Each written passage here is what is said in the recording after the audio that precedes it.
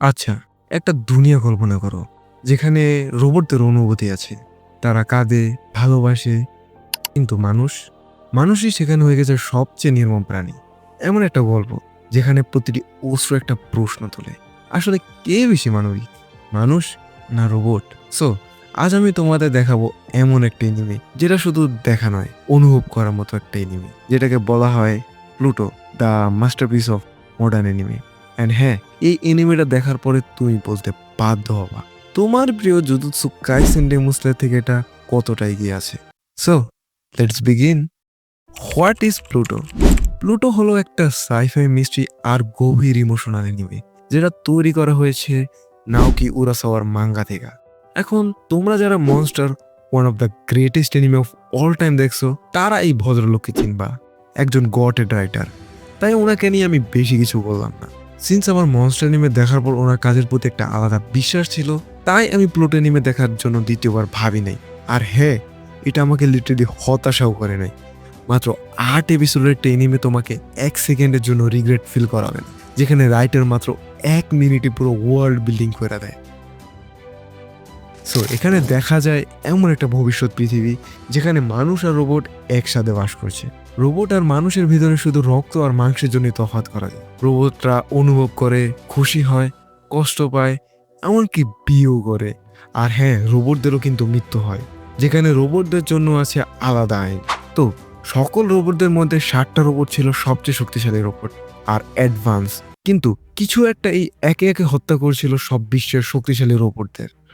প্রতিটি হত্যার শেষে বিশ্বকোট সিংহের মতো চিহ্ন রেখে যায়, আর সেই হত্যাকাণ্ডের রহস্যই তৈরি করে প্লুটোর মেরুদণ্ড। গল্পের কেন্দ্রে রয়েছে গেসিক, একজন রোবট গোয়েন্দা, যাকে পাঠানো হয়েছে এই সব রহস্য উন্মোচন করার জন্য। আর হ্যাঁ, গেসিক তো কিন্তু সেই শক্তিশালী রোবটদের মধ্যে একজন। প্রথমে সবকিছু তার কাছে সাধারণ মনে হয়, কিন্তু ধীরে ধীরে স্পষ্ট হয় এই ঘটনাগুলো কেবল অপরাধ নয়, বরং একটা গভীর ষড়যন্ত্রের অংশ। গেসিক বুঝতে শুরু করে এই দুনিয়া মানুষ ও রোবটদের মধ্যে সীমাবদ্ধতা এতটাই ঝাপসা হয়ে গেছে যে কখনো মানুষই হয়েছে রোবটের চেয়েও বেশি নির্মম। এই জায়গাতেই প্লুটো এনিমিটি দর্শকদের কাছে এক গভীর প্রশ্নের মুখে দাঁড় করায়, মানুষ হওয়ার মানে আসলে কি, আর কে বা কিভাবেই করছে এইসব হত্যাকাণ্ড। প্লুটো একটা মিস্ট্রি নয়, বরং একটা দার্শনিক যাত্রা, যেখানে যুদ্ধ, ঘৃণা, কৃত্রিম বুদ্ধিমত্তা এবং মানবতা সব একসাথে জড়িয়ে গেছে। এনিমেটা আমাদের শেখায়, যখন মানুষ নিজের আবেগ হারায়, তখন তার ভিতরে যন্ত্রণাটাই জেগে ওঠে। রোবটদের চোখে আমরা দেখি সহানুভূতি, আর মানুষের চোখে দেখি ঠান্ডা নিষ্ঠুরতা। এমন এক বিশ্ব, যেখানে মানবতা শুধু শব্দের মধ্যেই বেঁচে আছে। প্লুটো মনে করিয়ে দেয়, প্রযুক্তি যতই উন্নত হোক, মানুষের ভিতরে দয়া আর সহমর্মিতা না থাকলে সে রোবটের চেয়েও বেশি ভয়ঙ্কর। নেটফ্লিক্সের হাতে এনিমেটিকটি যেন নতুন প্রাণ পেয়েছে। প্রতিটি ফ্রেম সিনেমেট্রিক, চরিত্রগুলোর এক্সপ্রেশন এত নিখুঁত যে তাদের কষ্ট তোমার মনেও ঢুকে যায়। মিউজিক এতটা ইমোশনাল যে শুধু ব্যাকগ্রাউন্ড মিউজিক তোমাকে কাঁদাতে বাধ্য করবে। এখন প্রশ্ন হইতেছে, কেন এটা মাস্টারপিস? প্লুটো এমন একটা এনিমে যা দেখার পর তুমি নিঃশব্দে বসে থাকবে কিছুক্ষণ। এটা শুধু একটা গল্প নয়, একটা অনুভব, একটা প্রশ্ন, আর একটা আয়না।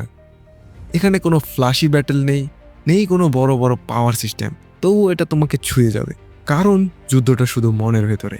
আর এটাই সেই এনিমে যা প্রমাণ করে মাস্টারপিস হওয়ার জন্য শুধু মানুষের হৃদয়ে ছাপ ফেলাই প্রয়োজন। যদি তুমি প্লুটো এনিমে না দেখে থাকো, তাহলে আজই নেটফ্লিক্সে গিয়ে দেখে ফেলো। আর হ্যাঁ, যদি দেখে থাকো তাহলে অবশ্যই একটু কমেন্টে সকলদের ইন্সপিরেশন দাও, কেননা এই মাস্টারপিসটা যেন ওয়েস্ট না যায়।